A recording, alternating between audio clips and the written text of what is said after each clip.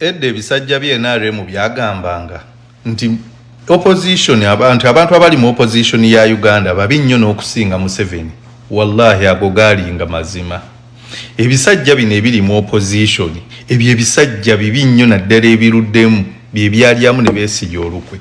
Omusajja Besigye yali yakyawa Museveni ng'ayagala mujjako byaddala. Naye ebisajja ebyamulyamu olukwe bye bisajja ebiri mu opposition nga bimpuuga.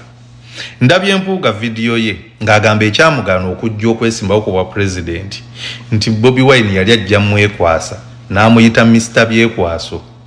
Nga ye mpuuga akukakasa Bobi Wine tasobola. Naye ng'alaba nti Uganda it has decided nti Bobi Wine is the next president.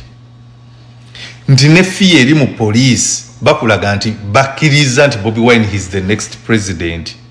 Ne panic eri mu NRM bakulaga bakkiriza nti Bobi Wine is the next president. Naye ye mpuuga akyamulwanisa akyamuzalawa kwegamba bino ebisajja bibi nnyo n'okusinga Museveni ebyaddala. Omanyi teriyo muntu mubi nga mukwano gwo nga ye mulabewo naye kubanga tosobola ki oba tomusuubira.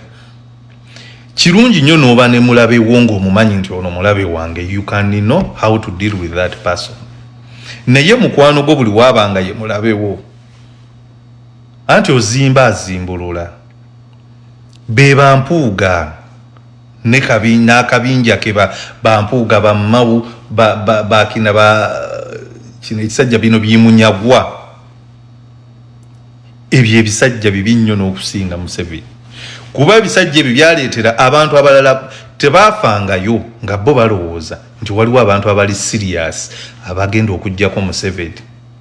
Kumbe ebisajja ebyo byasiikirizangawo busiikiriza, mwe abali serious temujja. Bobi Wine najjanga omuntu atali serious, yajjanga omulasita. Naye nze kankubulire bannamasaka singa munaatuvaamu ogusajja ogwo gumpuuga ne gunaate guwangudde naye ne gufuna obululunga bungi bannamasaka mujja kuba mweriddemu olukwe.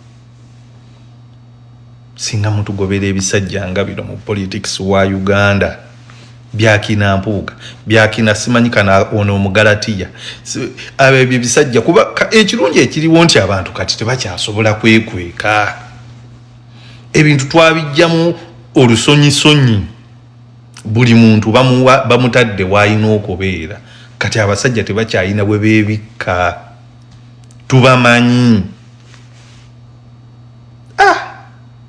Ntunuulidde mpuuga ng'ayogera nemanya lwaki Abaganda tukyaliko ebikolimo by'okutuyita abenkwe, tukyaliko ebikolimo by'okutuyita abatayagaliza, tukyaliko ebikolimo by'okutuyita enge. Bino ebisajja ekituufu kiri nti bibi nnyo n'okusinga Museveni. Bobi Wine olyokanga n'ojja. Don't expect omusuubira byabakama okulangirira akalulu ng'agamba nti President waffe His Excellency Kyagulanyi yawangudde. Eyo tekigenda kubaawo. Eyo reality tugifeesinge. Era science tuzirabye. Tulaba ebigambo ebiva mu Electoral Commission, tulaba ebigambo ebiva mu state agencies ez'enjawulo, abapoliisi bajasi balagira mbu bo tebali ready okuwaayo obuyinza. Yes, it's true. Over 90% Bannayuganda the biggest percentage of Bannayuganda baagala nkyukakyuka. It's very true. Naye ate enkyukakyuka gye twagala bannabasajja tebali ready okituwa. Okanoonyeza, okalonza, okakuumye byabakama ayogedde bibye. Awe kugamba point ey'okubiri Bannayuganda okulonda ka 2026 it's a do or die. Era bw'oba tobisobola genda mu kyalo muve mu kusaaga. 2026 election 15th January it's a do or die whether you want it or you don't want it.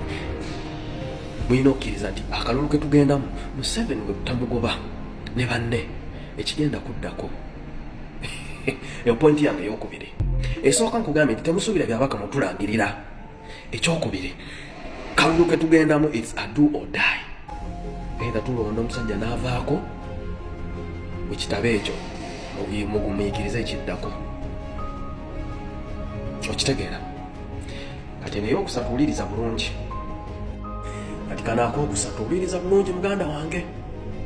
Akookusatu akalulu we kanaggwa nga abasajja tebagenze wallahi ndayira Allah yasinga omanya byategese naye nze nabagambye mu ndaba yange y'ebintu mbalayirira nti wallahi suubira ebintu bibiri okutuuka ku His Excellency Bobi Wine. Either bagenda mutta, bwe batamutta agenda vundira mu kkomera nga His Excellency nga Besigye wali mu kuvundira mu kkomera. Ekyo mukirize mugaane. Omusajja bayagala dda mujjawo naye olwokubanga ali presidential candidate mulaba abajasi bajja baagala mukolako ebikolobero naye olwokubanga nti ali presidential candidate kiba stoppinga. Naye wallahi okulonda bwe kuggwa basajja ne tutabatwala in charge. Either His Excellency Kyagulanyi agende mu exile oba si kyo. Wallahi bano abasajja bagenda noonya ngeri yonna okumugjawo. Musaagira bano abasajja bwe batamukuba direct papa, bwe batamutwala mu kkomera bajja mukuba president waffe bajja mukuba bino bye bakuba mukadde waffe Hussein Kyanjo. Kati bannayuganda points esatu zombagambye naye kyayikaffe tuli mu excitement tetunaba kumanya kiki tufeesinga, tuli mu kusaaga baboyi ba. Waliwo akabinja k'abantu ku intaneti kuno kakola comment emu ku video za President Kyagulanyi mbu talina message gyagamba abantu mwifo gy'okwogera manifesto addamu kwogera kino ayogera kiri talina byagamba abantu babuulire kyogenda bakolera. Akabinja kwe kali kuno omanye engalo za Kyagulanyi ziri clean, banoonya kye basobola omukubisa tekiriiwo, kati bali mu busongo obutonotono obutategeerekeka.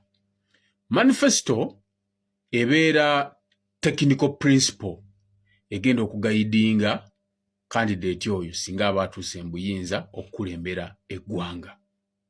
Technical si buli omu nti asobola okugitegeera, kubanga nabo bennyini abajejembu aba NRM bw'omubuuza manifesto ya NRM tagimanyi. Campaign tezaakatandika, Mwami Museveni abadde atambula, kwatayo ekya NRM kimu okibuuze manifesto yammwe erimu ki, kubanga president yantibye bw'atambula yogera ku manifesto tagimanyi. Ekyo kikulaga nti ne bino babyogera kwagala kunafuya na kukyusa Kyagulanyi kumujja ku message gyayogera. Ebigambo bya Kyagulanyi bituufu, bifumita, bisinga essasi. Ebigambo bya Kyagulanyi bya bulabo okusinga amasasi, naye ate nga tebimenya mateeka. Kati kyova olaba bagezaako creatingawo ekibeera ekyo nti bamuzze simanya bya manifesto eba technical. Togenda kuddira abantu obagambe tulina amafuta bwe gati tugenda gakola bwe gati, tulina tiini bwati tugenda mukola bwe tuti, tulina akalulu kusenda bantu. Ebikola akalulu si bingi. Identify your audience, but know their challenges, address them, give them hope. Kyagulanyi kyakola, abavubuka ne bamufunamu essuubi.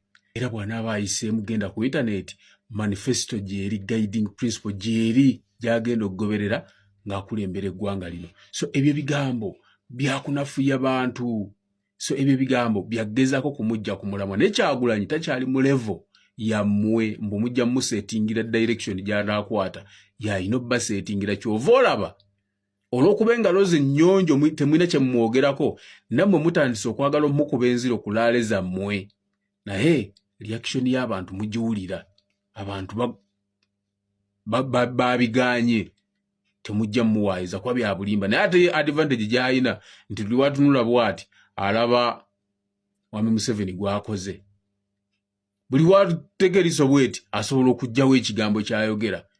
In simple terms, Kyagulanyi is addressing real challenges bannayuganda ze bayitamu mu bulamu obwa bulijjo, day to day life. Kyova olaba nti abantu bamuyinamu essuubi. Mwesiba ku kya manifesto. Tukwate manifesto ya Mwami Museveni ya 2021 tugikolako assessment olunaku olwaleero nga bweri agikozeko percentage yenkana ki. Ebyaddala realistically va ku bino mbusimanya statistics ziraga akozeko 85%. Tuzijje tusome kimu ku kimu, wagamba okola kino obikoze bwe mubanga mumugoberera nnyo manifesto.